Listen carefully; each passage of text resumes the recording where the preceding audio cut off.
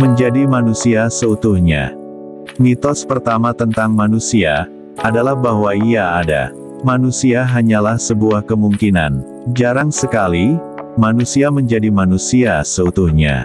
Hanya sesekali manusia benar-benar menjadi manusia. Buddha Gautama, Yesus Kristus, Lao Tzu, Zarathustra, namanya tidak banyak, mereka dapat dihitung dengan jari.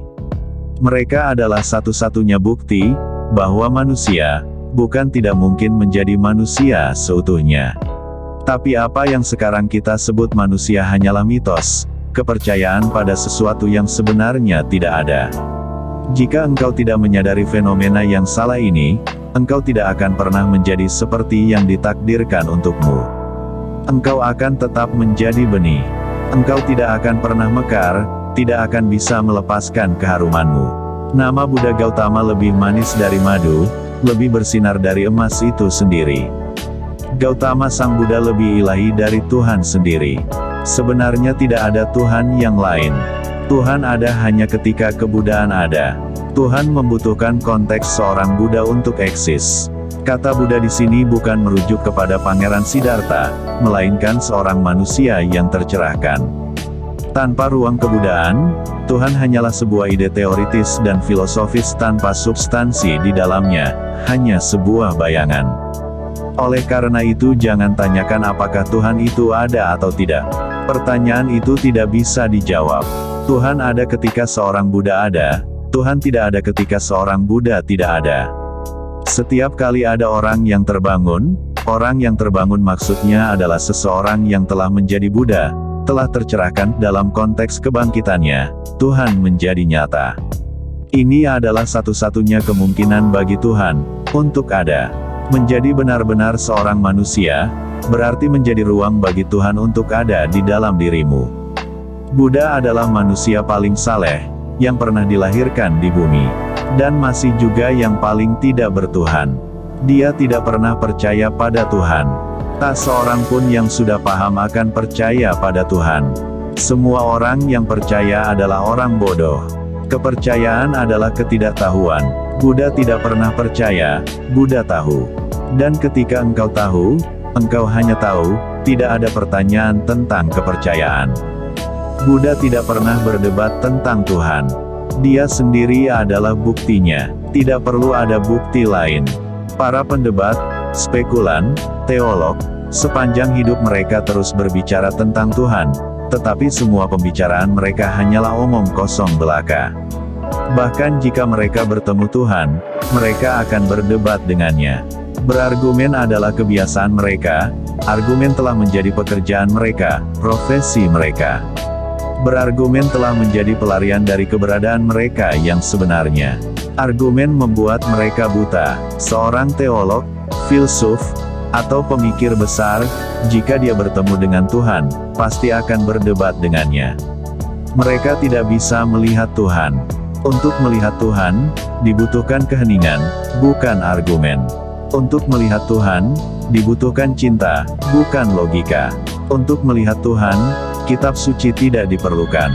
Tetapi keadaan pikiran yang sama sekali berbeda diperlukan. Keadaan pikiran, di mana pikiran telah menghilang. Di mana cermin pikiran tidak mencerminkan apa-apa. Benar-benar murni, bahkan bukan riak pikiran. Dalam keheningan itu, dalam kemurnian seperti cermin itu, engkau tidak perlu pergi ke tempat lain untuk melihat Tuhan. Dimanapun engkau berada, engkau akan melihat Tuhan, karena Tuhan bukanlah pribadi. Izinkan kuulangi lagi, Tuhan adalah sebuah kehadiran. Jika Tuhan adalah pribadi, segalanya akan menjadi sangat mudah. Kita bisa menangkapnya, kita bisa memenjarakannya di kuil-kuil, di gereja-gereja, di sinagong-sinagong, di masjid-masjid. Jika Tuhan adalah pribadi, para ilmuwan kita akan bereksperimen dengan Tuhan di laboratorium mereka.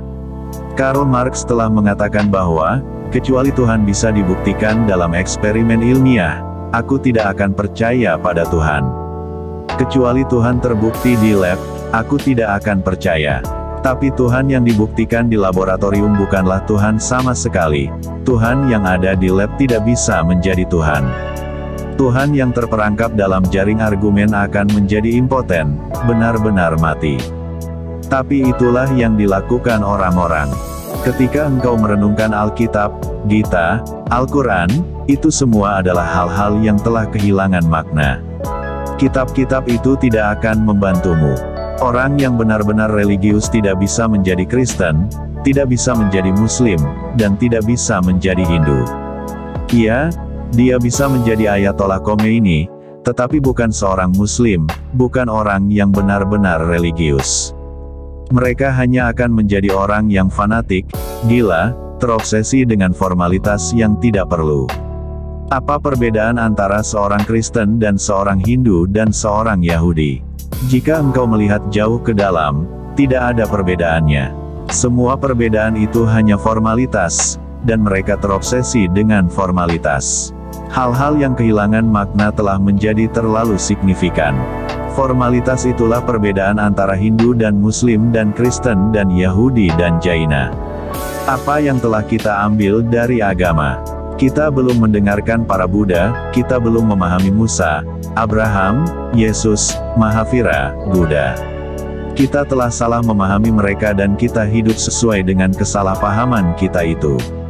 Sutra-sutra Buddha ini akan memberimu wawasan ke dalam hati orang yang terbangun, orang yang tercerahkan, bagaimana dia melihat sesuatu, bagaimana perasaannya, apa pemahamannya tentang dunia. Tapi tolong ingat, dengarkan kata-katanya dengan sangat hati-hati. Kesampingkan pikiranmu. Jika engkau mendengarkan melalui pikiranmu, engkau akan mendengarkan sesuatu yang lain, engkau akan salah menafsirkan dan akan timbul perselisihan di antara kalian.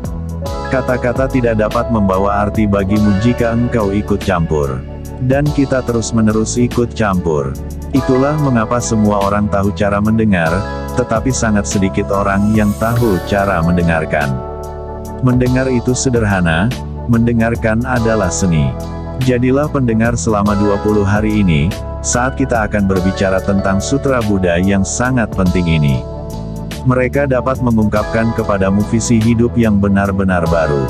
Osho, Dhammapada Vol 7.